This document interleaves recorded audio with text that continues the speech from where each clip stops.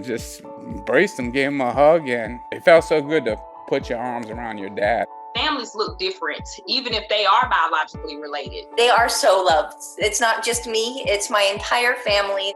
It's a beautiful thing to see families grow thanks to adoption. Here at Stitch, we celebrate feel-good stories from across the country.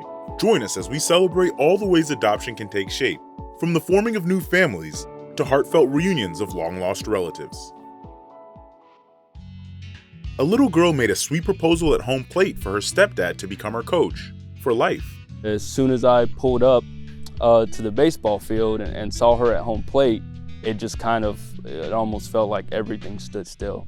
Leonardo and his stepdaughter Alessandra both love baseball, so what better place to ask an important question than at home plate? My emotions were all over the place, and of course I said yes. I couldn't say no to her. I love you, sweetie. After years of living as a blended family, Alessandra asked Leonardo to adopt her. We've always been attached to one another. And I mean, even till this day, we're constantly, whether it's play fighting or sports or anything.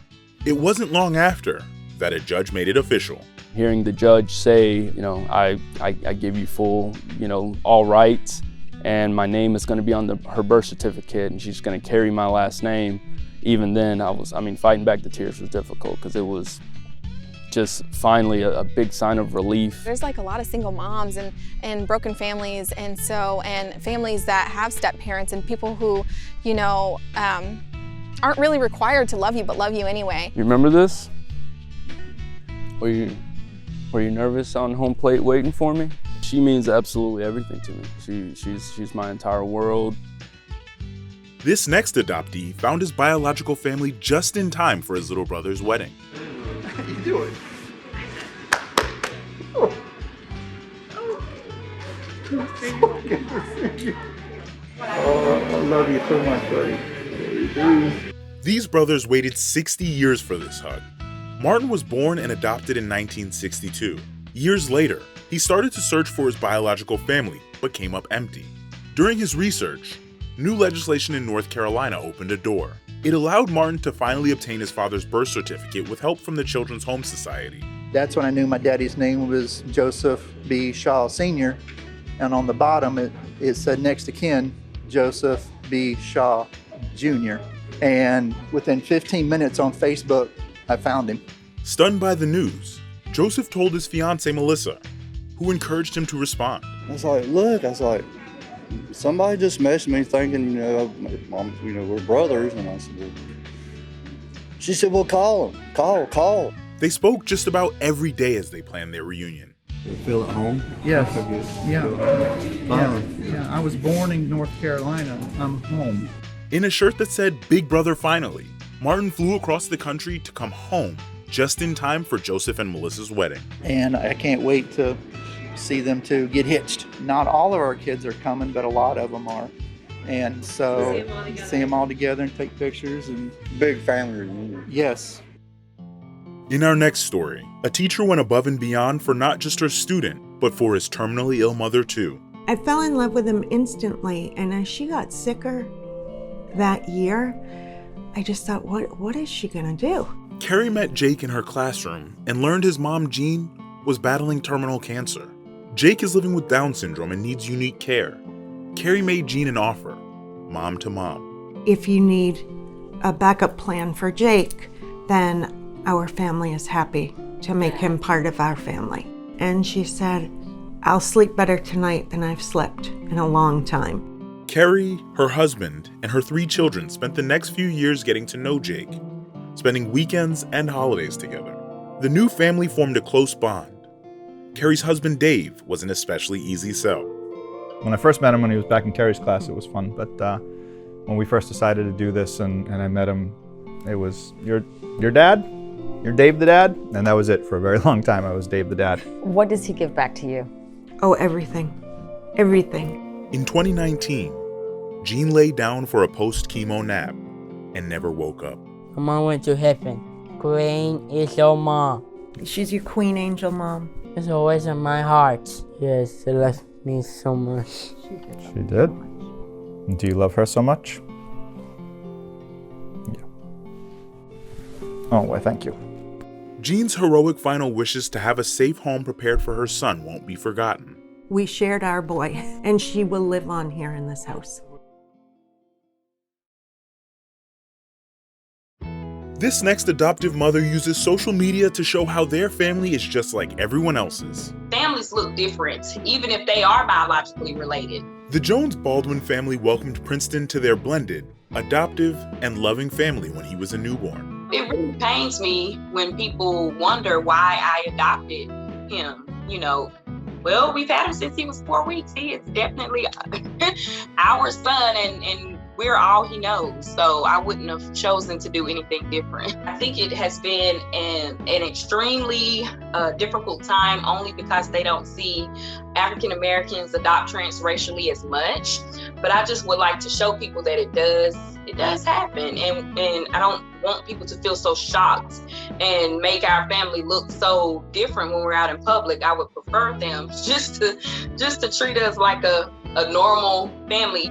For Mom Kia, she was simply doing as most foster or adoptive parents would, loving her children. Color was never on my mind. It was just my call to duty as a foster parent, and I was just upholding that duty, my husband and I. And when we started to get so much backlash, that's when I had to look. We really had to just sit down and just think, okay, what is it that is the problem? What are we going to do about it? And, how are we going to impact change? She uses her social media platform to educate and break down prejudice with love. We did get a lot of negativity and a lot of racism towards us at the beginning. And now, since I have started to share our message and, get those things out there, get our family out there, just to show them that we're full of shenanigans, just like anybody else's family. I would rather you ask questions than to give rude and nasty remarks or stares. And if you want to, know, then I'm just like an open book. The family hopes they can be an example for anyone considering adoption. It's always good to know that no matter what we look like, we do love alike. This next family took a shot, and now they all win. I'm Jen. I'm Faye. Ni hao. First-time parents Stacy and Daniel adopted Jen from China. We just jumped right in with this little girl who didn't speak our language and who was 8 years old and who had never walked before. When Jan was 5 months old, she lost the ability to use her legs, likely due to polio. I'm proud of you. I'm so proud of you. The family later adopted their second daughter, Faith. With a new sister by her side, Jan's confidence grew and she discovered a new passion: wheelchair basketball. You're supposed to get your hands like that. It means you're ready. You just see her light up, when she's out there playing. Jan's family are her biggest cheerleaders, although Mom points out that the game doesn't always go as planned. Well, it totally changed our whole life. I have been a planner my whole life. I've had my whole life planned out. It looked nothing like this. These siblings waited a long time to be able to celebrate. Now they can, because they have a place to call home. It is the best day in my whole entire life. I feel so happy. Madeline, Jonathan, and Benjamin have plenty to celebrate. After 4 years in the care of the state, they were adopted together.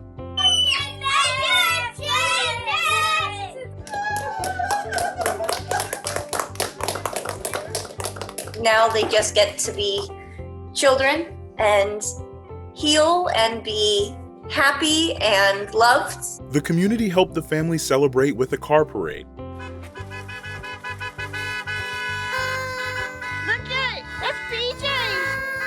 The siblings will never have to worry about being separated again. They are so loved. It's not just me, it's my entire family. Our last story features a family reunion, decades in the making. Jason Campbell grew up never knowing his biological father, Mark Goujon. Jason spent decades looking for Mark, but it wasn't until he took a DNA test that he found a connection to his biological family. It was great. I mean, it was a lot of emotions because it's been 42 years and a DNA test. The news was a welcome surprise for Mark, who didn't know Jason existed. Luckily, they were able to finally meet 4 decades later.